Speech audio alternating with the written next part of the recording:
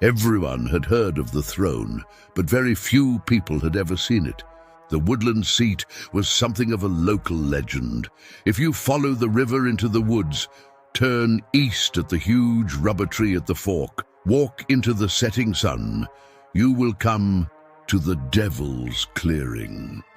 In the clearing, a place where nothing is said to grow, sits a chair of stone. If you sit on the chair, you will be cursed by the devil himself for all time. It's a story I've heard since I was old enough to go to sleepovers, and it's a story I've always wanted to prove or disprove. People have gone into the woods, and I remember the first time someone showed me shaky cam footage from a camcorder of a weird stone chair with faces carved in it. It was later proven to be fake. The chair was something they had made themselves and shot at night, but other people claimed to have gone into the woods and found it. Their videos proved to be either better or worse than that first bit of wobbly cinematography that I watched on the couch at my friend John's house. But they all fed the fire of my enthusiasm. It's always been my dream to see it, the real seat, and when Mrs. Regels assigned us a final project about urban legends for senior English class, it seemed like the perfect opportunity. The assignment was actually about the cause of urban legends, and she wanted us to make our own. When I asked if we could make our project a search for the woodland seat, she looked absolutely tickled. "This wouldn't have anything to do with John's senior project for AV, would it?" she'd asked, giving me a little wink. It might, I hedged, as good as telling her sore intentions. John and I have been friends for years, and his interest in movies, especially making them, has been ongoing since the two of us were in elementary school. John got his first camera when he was 6, some cheap thing that his dad had picked up from Toys R Us after John practically begged him for it. I'd say John definitely got his money's worth from it because we spent the next 4 years making our own short films and epic movies in the backyard. Through the years, John's cameras may have changed, but his interest in filmmaking hasn't. He often calls on me and our other friends, Sean and Fred, to star in his latest projects, and this would be no exception. "I've got enough battery packs and memory cards to record for 3 days straight," he told us as we sat in his garage and suffered through his pitch meeting. "I don't see any reason why we shouldn't be able to shoot the next found footage masterpiece." John's project, his senior film thesis, was also about urban legends too, specifically their place in horror films. He wanted to make the woodland seat the antagonist in his found footage movie, the witch in his Blair Witch Project, and use us as his bumbling teen cast that go looking for it. I was looking forward to using this trip to write my own paper for Mrs. Ragley's, but Sean and Fred were just looking for an excuse to go camping for a few days in the lush woods that surround our town. We'd all grown up in the area, and the woods weren't unknown to us. We all enjoyed camping, right up until the first winter chill sent us back inside every year. And I, too, was looking forward to cooking hot dogs and s'mores as we told stories and just hung out this weekend. So when we told our parents we'd see them Monday night and headed into the woods Friday afternoon, we were prepared to spend 3 nights in nature. We had plenty of food, plenty of water, and were properly prepared with a 4-man tent and sleeping bags. It was April, and the weather was already becoming unseasonably warm, so we didn't think we needed anything too strenuous. John was carrying his film equipment, his camera already out, and the 3 of us were carrying the stuff we would need for camping and survival, acting as his trusty pack mules. As we came to the river, the surfacing frothing with late-season snow melt from the nearby mountains, John told me this would make a great place to film our intro. The river is, after all, the first leg of our journey. From here, we set out to find the woodland seat and write our names for all to see across history. I'll never forget the grin that spread across his face at that moment. It was a golden moment, but nothing gold is made to last. He counted me down as I stood beside the river, preparing to give my lead-in statement. Fred and Sean had unanimously decided that I would do most of the speaking in this little movie. Neither of them really wanted to learn any of the lines John wanted read, and I had the most video-worthy narration voice, they said. I think they just wanted to goof off on our camping trip. But to be fair, so did I. This is the Leftree River, the start of our journey. I wasn't sure I could even be heard over the rushing rapids, but John gave me a thumbs up, and I struggled on. Legend says that if you follow the river until you come to a huge old rubber tree, turn east and walk into the woods until dusk, you will come to the Devil's Clearing and find the woodland seat. Those who sit upon it are cursed, tormented for all eternity, for daring to sit where the devil himself once took rest. Tonight, we intend to find that seat. And cut, John said, hitting the stop button as he nodded slowly. Very nice. Love it. So what happens if we don't find this rubber tree? Sean asked as we shouldered our packs and headed deeper into the woods. I guess we just wait till we find the fork in the river, I said after thinking about it for a second or two. What if we don't find that? Fred asked, taking a sip from his water as the leaves smooshed wetly beneath our feet. Boys, John said, you're missing the point. Which is? Fred asked. The point isn't to find the woodland seat or not, I said.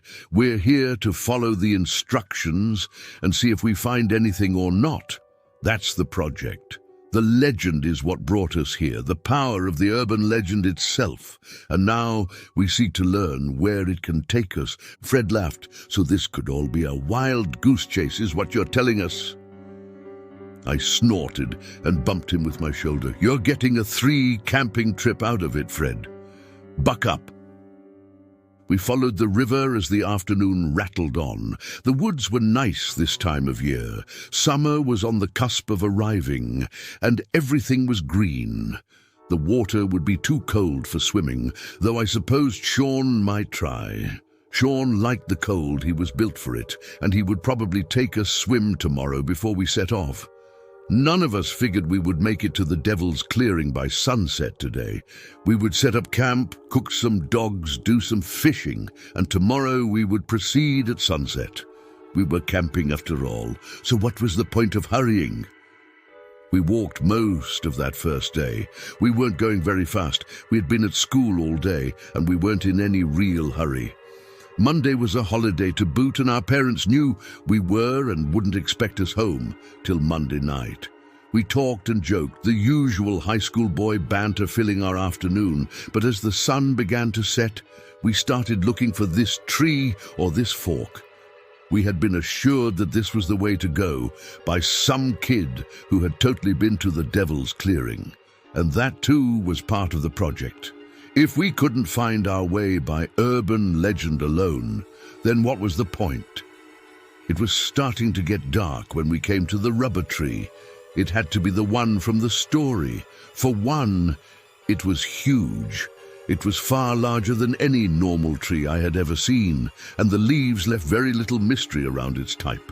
It was also smack in the cleft of the river, the water diverting east and west from there, and it seemed like as good a place as any to set up our tent. Sean started assembly as Fred and I went to collect firewood. We left John to set up our fire pit and returned with wood to find the pit dug and the tent already erected. As proper dark fell around us, we filled the woods with the smell of roasting weenies, canned chili, and s'mores. So how do you reckon the chair curses you? Fred asked, blowing the fire off his blackened hot dog before laying it across a piece of white bread.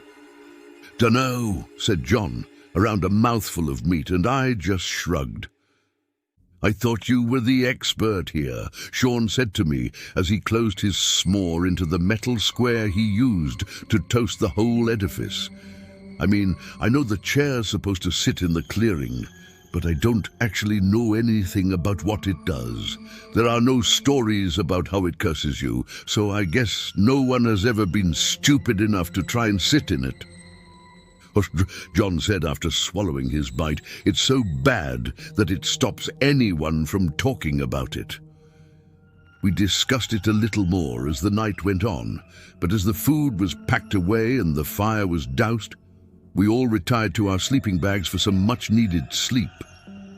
I think all of us thought about the seat a little as we drifted off, but it was hard to focus on much after such a long hike. The next day was spent swimming in the river, fishing, and going over what we would do that night. John explained how we would come onto the clearing at dusk, the setting sun making a great backdrop for the film.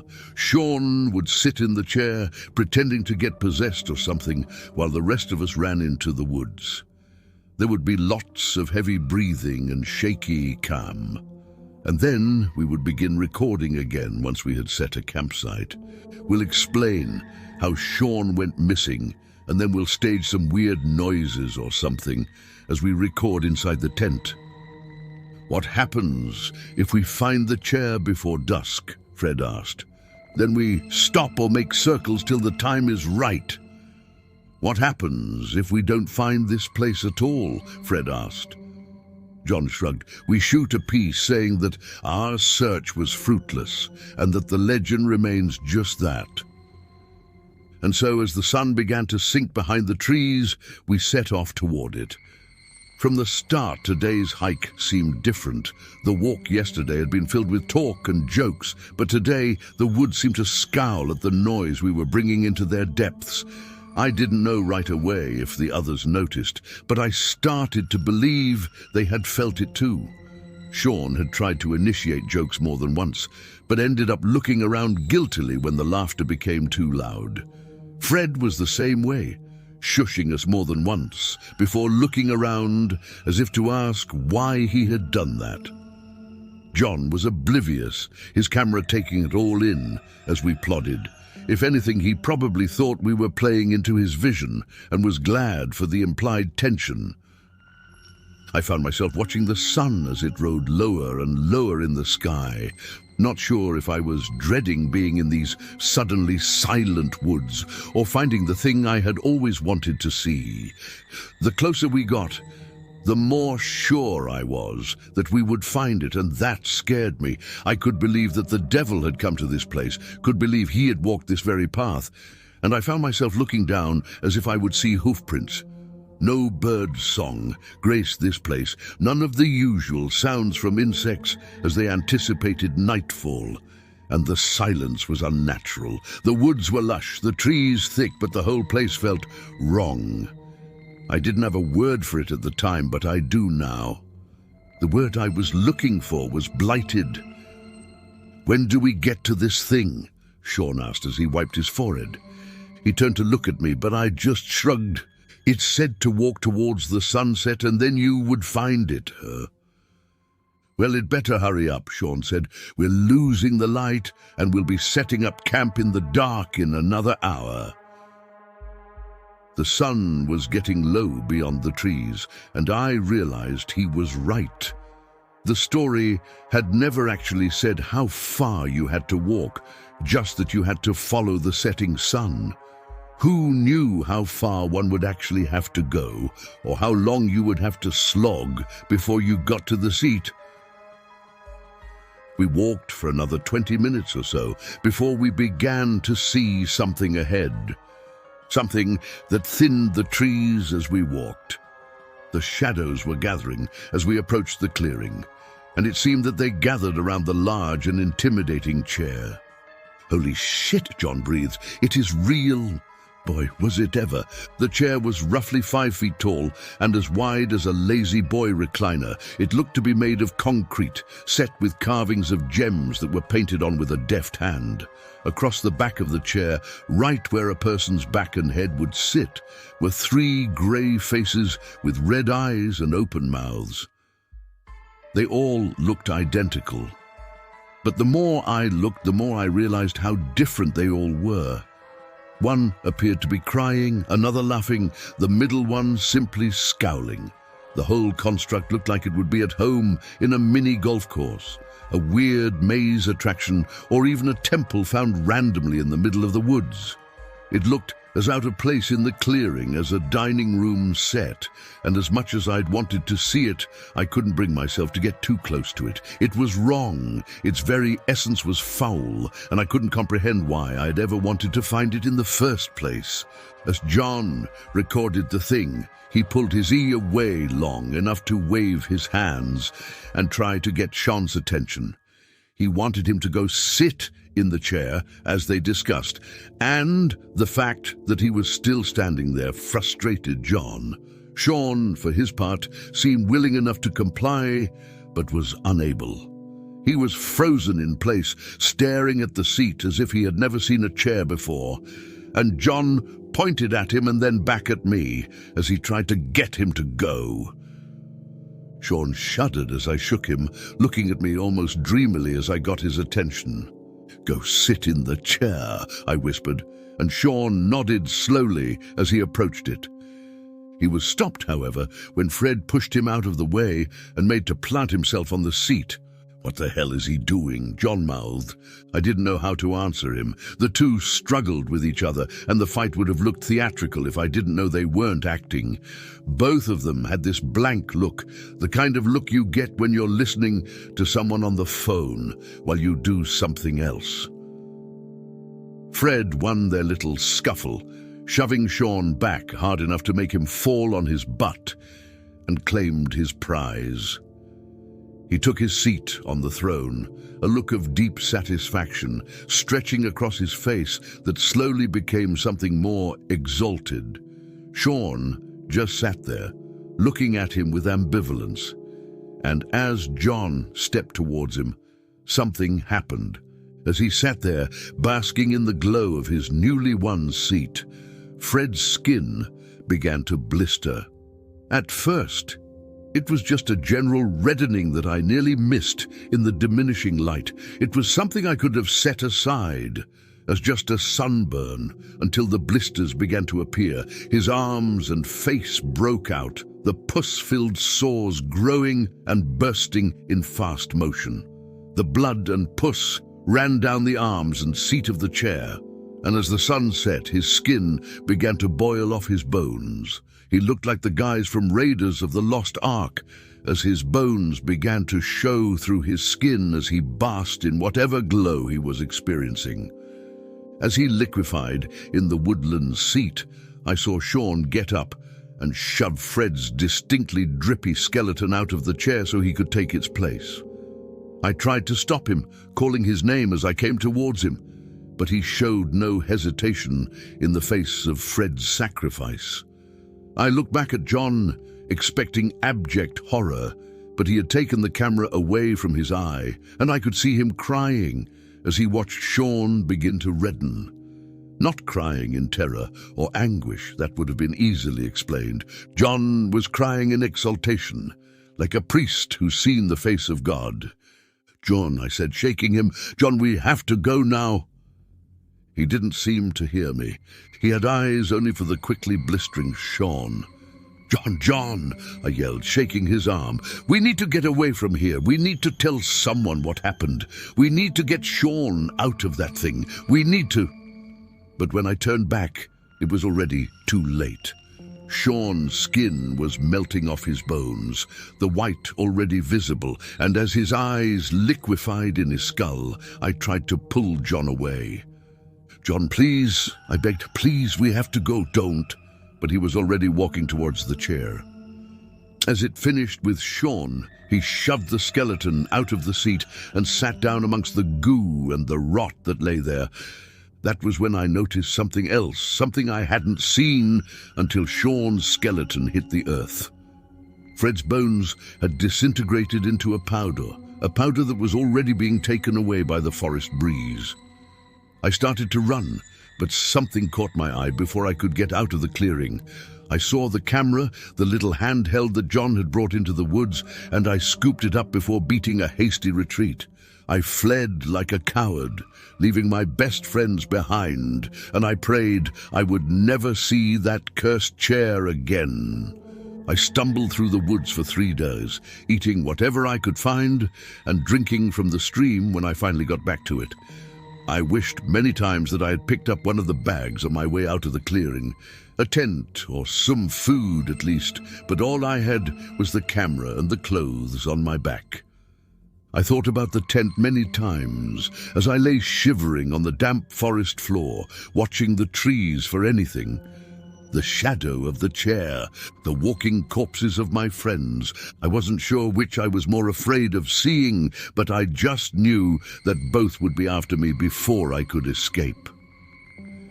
When the search party found me on Tuesday, I was afraid my fears had come to pass.